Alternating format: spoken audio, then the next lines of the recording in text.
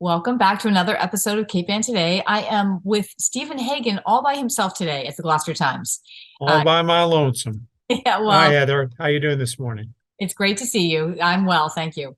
So, Understand you just had a recent conversation with the mayor of Gloucester, and now you're turning to the working people's at the newspaper. no, I think it's a morning of dignitaries. That's what Oh my gosh! Now I have a reputation to uphold. I think. Well, you have a bunch of Manchester by the Sea stories. I do. Just off the top. It's going to be Manchester, Manchester, Manchester right now. But Anyway, Shingle Hill that has not gone away. That is a proposed complex, affordable housing complex in Manchester by the Sea. It was denied a comprehensive permit by the Zoning Board of Appeals several months ago. I think Hold actually, on, Stephen, I just want to ask you one thing or clarify something. It's not an affordable housing project, right? It's a 40B project. I read it was affordable, but I think there's at least an aspect of it that is affordable. Yeah, I think there's an aspect of it, and that. Yeah, so thank you for that correction. I do believe I misspoke. But anyway, it is the plan is a 136 unit. It's Shingle Hill. Apparently, it abuts the Manchester Essex Wilderness Conservation Area on School Street. So the ZBA said no to the comprehensive permit months ago. Well, it's been working its way through the appeals process. It's gone to the Housing Appeals Committee. Um, and there's a hearing. The nut of the story, the nut graph of the story, rather, the news in the story is that there is a hearing taking place on August 15th. It's not open to the public in the traditional sense. It's just a planning meeting to plan future meetings. But it's kind of interesting because the Housing Appeals Committee has apparently never granted status to organizations in Manchester and Essex, but they invited them essentially to both attend to appear at the meeting. One is the Manchester Essex Conservation Trust, and another is it's called the 10 Persons Group. The Conservation Trust has not formally been invited. The 10 Persons Group has been invited, but here's the thing: the 10 Persons Group is made up of a few members of the Conservation Trust, and according to the court, they're allowing the Conservation Trust to advise. So it's almost like an open door to them to talk about it. In terms of what will happen, who knows? Who Hmm. knows? But it's interesting. So just to get this right, so the 10 persons group has been invited for the meeting August 15th by the That's right. Massachusetts It says House. yes for the meeting, and that meeting will be a Zoom meeting. I was trying to find the location. There is no location. It's online. It's a Zoom meeting. The hearing, which may take place, um, I don't know the timeline, but I've been told by the trust members that it may take place in Manchester, Hmm. which is kind of interesting. It's actually, this kind of comes back to Rockport. Do you remember the story about the Atlantic Point, the property at Atlantic Point, and then there was that big meeting in Rockport Hmm. at the performance center. It Windhover. escapes. Thank Windhover. thank you, whatever. It escapes me. I've been told that it may resemble something like that. Oh, okay. So All right. so Interesting. the state committee is reaching out to the town of Manchester, and officials from Essex to show up. So I'm sorry. And this is not I mean, the, and they haven't. I should say they haven't done that yet, but that is the thought by the trust members, as I was discussing with them. It's a possibility, but there will be a meeting on August. Oh my God, 15th. Is that what you said? August 15th. There will be a meeting on August 15th, not open to the public, but a meeting to plan for a future meeting that will be open to the public. Okay, great. Well, we will be paying attention to that because it is a big story in Manchester. But Manchester also has a new fire chief, right? Yeah, cool story. James McNeely. Let me hold up the photograph. Oh, That that, was a great close-up shot by our crack photographer, Paul Bilodeau. yeah. That's James being pinned by his wife.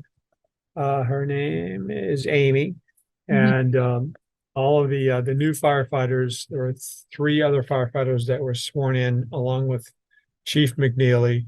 And without going into the detail in the background, I gather he is well liked and that he's being welcomed with open arms. So good move for the fire department in Manchester. Mhm.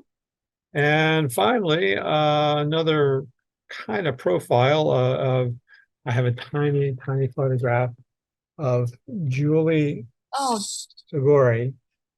She nice. is the new principal in Manchester Essex Regional High School.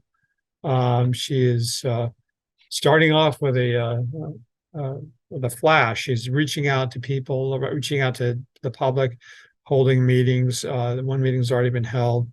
There's another meeting taking place. Actually, I think that one's already gone by too, but she has a lot of experience in where the heck did she Yeah, where'd she come she from? she came from, hold on just a second. Love being put on the spot. Well, you just get to read your story again. Yes, that's true. Let's see. She served as assistant principal at Danvers High School, worked as an assistant principal at the Holton Richmond Middle School in Danvers, the relatively new complex. I remember when that building was falling apart. And also she worked to establish community partnerships, implemented a COVID-19 protocols, and oversaw the alternative education program. She holds a bachelor's degree in Spanish from Framingham State University, with a minor in education. Uh, a lot of experience for a young lady. Yeah. Yeah, Very, very pleasant. Very nice. nice, nice. Well, to be the school principal anywhere is a tough job, but I Yeah. always know how to spell principal because the principal is your pal. Pal. Right? Yeah, I think you and I come from the same kind of background in learning. And like, Like, I yeah. think I don't want to say it's old learning because I don't want to Hey, diss you. for you, how do you spell calendar? And do you remember Oh why? my gosh. No. It's Cal. Calendar, and the two A's pin the calendar to the wall. So that's how you calendar. That's a great mnemonic. Boy, I bet you got a bunch of them. Well, that and the principal is your pal. So, well, what are you working on next, Stephen, for next week? Right now I'm working on a story. I don't know if it's going to come together or not, but it may. I wrote a story about pickleball courts in Manchester. Did we talk about that before? I don't recall. I think we did. There were pickleball courts off Summer Street in Manchester. There are courts, and a number of residents have complained that they're loud. The pickleball paddle it creates a fairly striking sound. It's a thwack instead of a whoosh, which you would have from tennis. Anyway, the story now is not so much about noise, but it's about access to. There are two in Rockport. There are two tennis courts off Story Street, Rockport, and there have been pickleball courts lined on top, superimposed on top of the tennis courts. So and there is a box outside the court to gain access to the equipment that you use. You have to actually take the equipment out and set up the nets on this rolling frame. Then you get things set up, and then you can play on. And the way it works is there are two tennis courts. There are four pickleball courts superimposed on the two tennis courts. So two pickleball courts on each tennis court. Does that sound right? And I went out yesterday, not last evening, and met a bunch of ladies that were playing.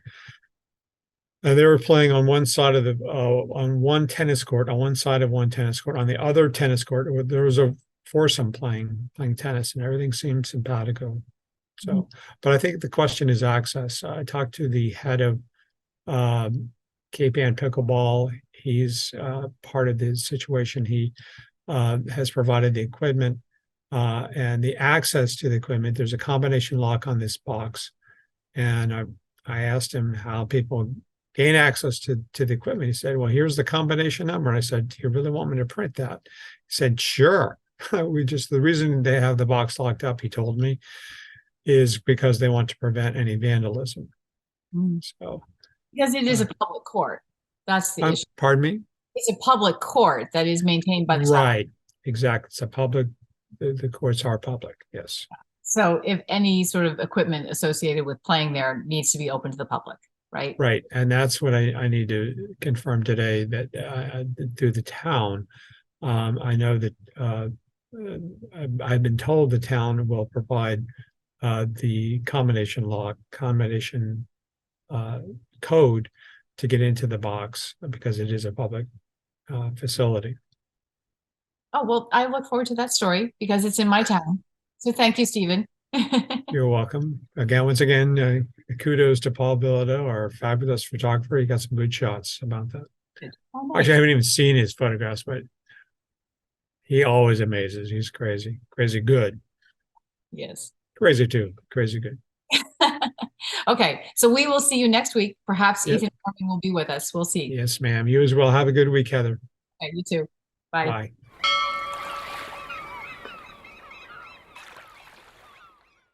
Interested in a sponsorship?